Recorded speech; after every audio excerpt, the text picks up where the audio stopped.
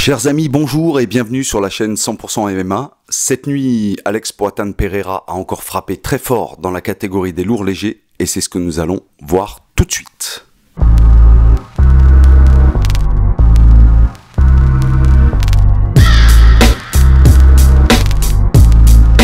Chers auditeurs, quel plaisir de vous retrouver. Il y a quelque temps que je n'avais pas fait de vidéo sur le MMA. Excusez-moi, beaucoup pris par d'autres activités, des formations, la création d'une entreprise et pas mal de travail. Du coup, j'ai dû laisser un petit peu les podcasts de côté, mais c'est avec grand plaisir que je vous retrouve aujourd'hui pour parler de ce choc entre les deux titans, Alex Poatan Pereira et Jiří Procházka. J'espère que je le prononce bien. Nous avions donc cette nuit une revanche très attendue, qui a été booké un petit peu à la dernière minute. On pouvait craindre qu'il ne soit pas complètement prêt pour cette revanche. Jiří Procházka, lui de son côté, avait l'air vraiment très préparé, affûté et déterminé à prendre sa revanche. On pouvait avoir quelques inquiétudes de ce côté-là, mais le combat a pris une toute autre direction. Et c'est bien le champion Alex Pereira qui a pris les devants et qui a pris le contrôle de ce combat, et ce dès le premier round. Si Alex Pereira était déjà effrayant, aujourd'hui il est devenu monstrueux. On a eu droit à un face-à-face légendaire entre ces deux monstres de la catégorie des lourds légers. Les deux adversaires ne se sont pas lâchés du regard à une seule seconde pendant toute la présentation de Bruce Buffer. C'était vraiment un moment extraordinaire. Le combat a commencé et Alex Pereira a immédiatement envoyé des low kicks, arme qui avait déjà fait ses preuves lors de leur premier affrontement et qui avait sapé les jambes de Jiří. On a vu un Jiří qui avait du mal à trouver sa distance et à toucher Poatan. On a assisté à un premier round à sens unique. Pereira a déroulé son jeu. Jiří, lui, avait du mal à trouver sa distance et à toucher Poatan, alors qu'ils sont d'un gabarit à peu près similaire. Léger avantage d'allonge pour Pereira. Round qui se solde par un knockdown.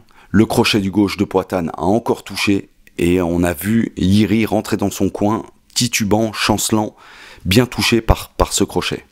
Et à l'entame du deuxième round, Jiří n'avait probablement pas récupéré du crochet gauche. Et là, c'est le high kick des enfers qui vient toucher le haut du crâne de Jiří et le met au sol. Herb Dean qui ne stoppe pas immédiatement et il y a eu encore quelques frappes qui sont venues achever le travail.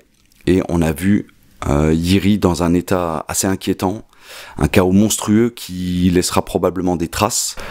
Ça fait toujours mal au cœur de voir un combattant dans cet état, d'autant plus quand on voit le monstre qu'est Jiří Procházka. En tout cas, Alex Pereira a marqué les esprits ce soir et je pense que un nouvel avenir l'attend dans la catégorie des poids lourds.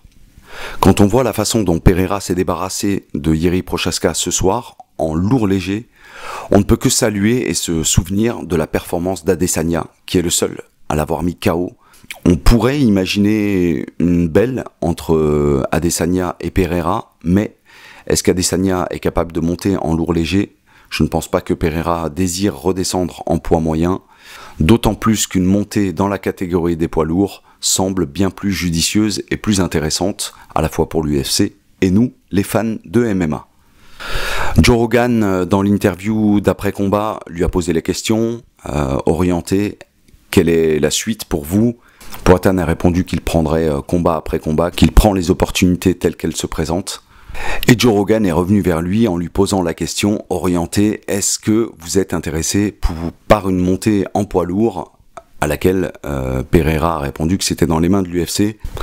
On peut s'attendre aujourd'hui, maintenant qu'il a fait le ménage dans la catégorie des lourds légers, on peut s'attendre à une montée en poids lourd, et d'autant plus quand on voit la puissance de frappe qu'il possède, et le gabarit qu'il a, il aurait tout à fait la possibilité de prendre quelques kilos et de passer dans la catégorie reine pour aller inquiéter les meilleurs. En tout cas, c'est ce qu'on souhaite en tant que fan.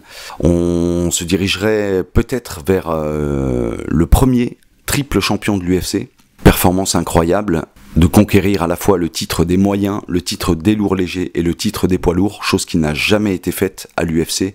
Et Poatan est peut-être celui qui est le premier en passe de pouvoir réaliser cet exploit.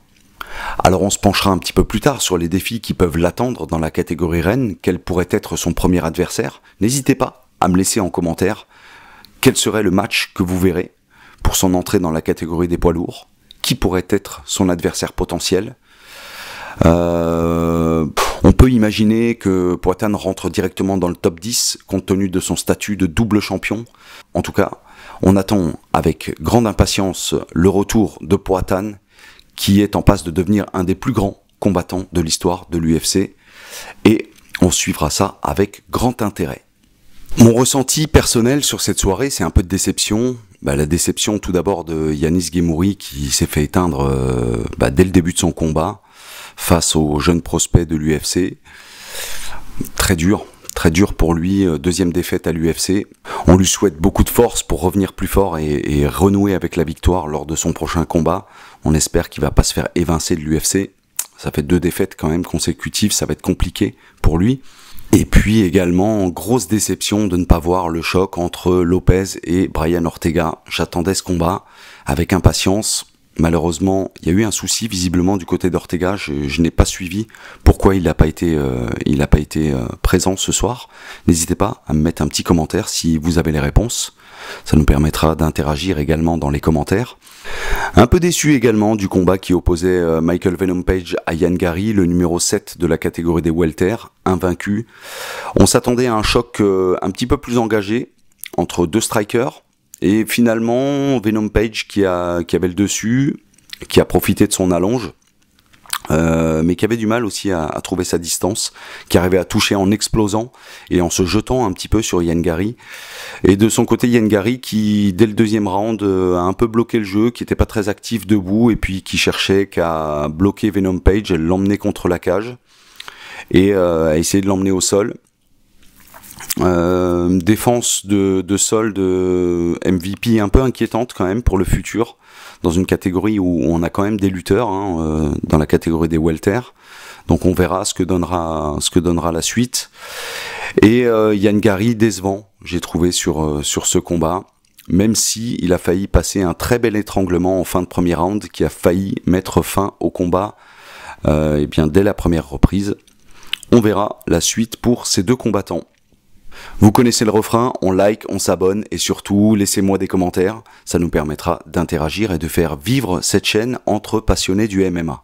Il ne me reste plus qu'à vous souhaiter un excellent dimanche, merci d'avoir été fidèle à ce rendez-vous MMA, je vous dis à très bientôt pour de prochains événements de l'UFC, en attendant prenez tous soin de vous, à très bientôt.